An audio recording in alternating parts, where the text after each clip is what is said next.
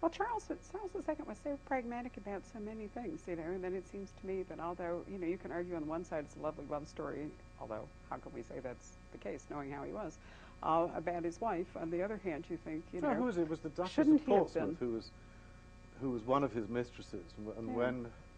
when the London mob thought she was the other one whose name I can't remember, who was a Cleveland. Catholic, and they stoned her coach. And in fact, it wasn't her. And the Duchess opened the window and said, good people, I am the Protestant whore." True. But then I don't think it was James II. James II was the idiot who brought it all on. Well, I agree with you, but what I meant is Charles could have had legitimate offspring had he set aside Catherine, because he had a zillion illegitimate offspring. Yes, he had So plenty. it wasn't plenty, he that was, plenty. you know, the one, and I've often wondered how it would have gone had he. But those are those Well, whole no, things. if the offspring had not been Protestant, they would not have become. I mean, this is you heard of the bedpan scandal. Absolutely. Yeah. Well, I mean, the bedpan scandal, for those who don't, is that when James II, in fact, whose wife Mary has a child, the rumor goes around that in fact the child was stillborn and was smuggled out of the bed in a bedpan, and a newly born child that had been born to a blacksmith's wife in the palace is smuggled in the bedpan. This is almost certainly untrue, but whatever.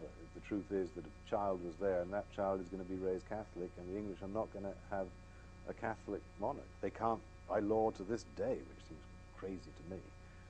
Well, that was, you know, the whole bit when Anne died. And they had some very unlucky things. They had a lot of RH factor and other things going on, I think, that prevented, you know, children from being born and surviving. Poor old Anne had, what, 18 children? Yes. All of whom died, which led to the Hanoverian kings, which is another disaster. But moving away from that, you have found your own birth parents, I gather, fairly recently after Yes, this. in the last 2 years. At the ripe age of 59, I suddenly discover Mummy and Daddy, both still living, both 81, both in perfect health, both smoke 60 a day all their lives. I love it. And your mother, a serious book person. Yes, and this was very odd. I mean, I actually first met my mother less than a year ago and went to her house, I suppose, for the first time 6 months ago, and found it absolutely stacked to the gills with books, of which at least a third are historical novels. Were any of them yours? Yeah, some of mine. And did she know that, you know, did she recognize Yes, she the had connection? guessed. She had guessed because I took her name as a pen name, and because I think Cornwell's quite a nice name, and I have a perfect right to it because that was my real mother's name. And she knew, because the whole adoption thing was done entirely differently back in the war, the Second World War. So she, in fact, knew that my adopted parents, the peculiar ones, had called me Bernard.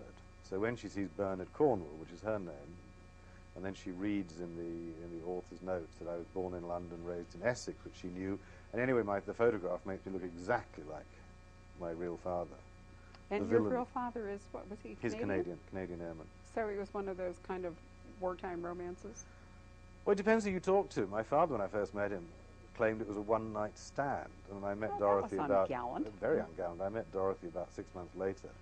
And she said it was the longest night of his life, dear. She claims it was 7 months, and I think I believe her. And, but I think my real father has sort of rather suppressed the whole thing, or repressed the whole thing. Went through the war and then went back to Canada. And went back to Canada, married incredibly well and happily, had a wonderful wife who sadly died 10 years ago. Raised a family, which is a terrific family, and grandchildren, and I think he always wanted to forget that there was this episode in his past. But he was very nice when I approached him. I mean, he fessed up. And have you met your half brothers and sisters? Yeah, I've suddenly got 2 half-brothers and a half-sister in Canada and 4 half-brothers in Britain.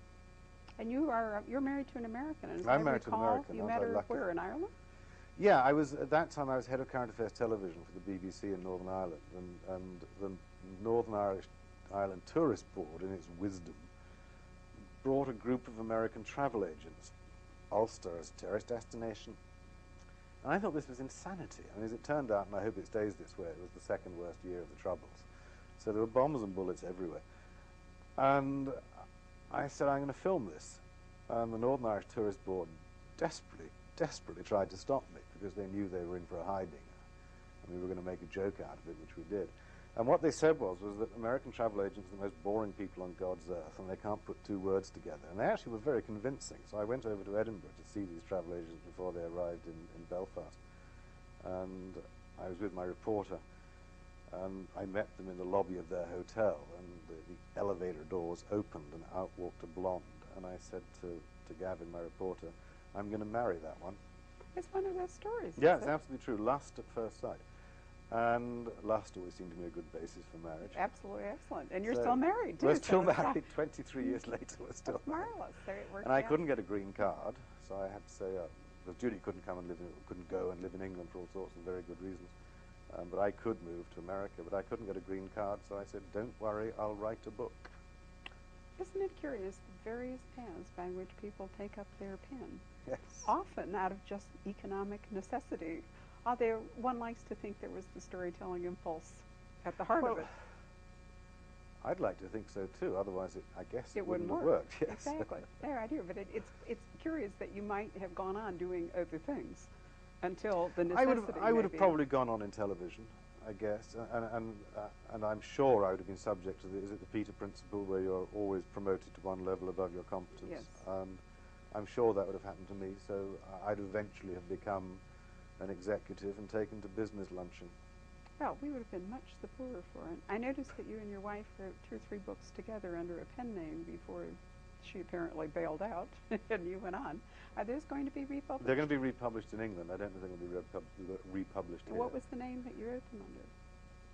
Well, it was Judy's pen name was Susanna Kells. That's it, Susanna And I Kells, because think- I've seen that trickle by me and never knew what it was. Well, I have to say that, you know, it's a wonderful story in itself, almost like fiction, but how fortunate for us that it all turned out this way. We'd have missed all your glorious books. Oh, thank you. Thank you very much for coming to talk to me today. It's a pleasure, Barbara. And I certainly thank all of you for joining us for this really intriguing episode of the Criminal Calendar.